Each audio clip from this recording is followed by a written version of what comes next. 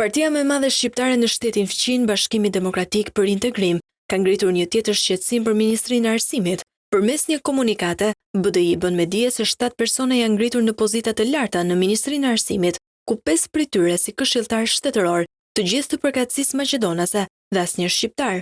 Kjo dëshmon sipas BDI një prirje të qartë për përjashtim etnik nga strukturat vendimmarrëse. BDI shkrua se kjo komunikat nuk ka qëllim të kritikojë Ministrinë e Arsimit, por të informoj publikisht dhe vendas ministrin shqiptar nga koalicioni Len, i cili sipas tyre nuk është njoftuar për këto vendime, e aq më pak të ketë pasur ndikim për t'i parandaluar ato. Fakti që një profesues shqiptar mbahet në errësirë dhe parol në një nga dikasteret më të rëndësishme të shtetit, është tregues i qartë se pjesëmarrja shqiptare në qeverisje po reduktohet në një fasadë formale, shkruan BDI. Më tej shpreh se kjo lëvizje është një filozofi që po ndiqet për përjashtimin e heshtur të shqiptarëve nga pozita strategjike në administratë.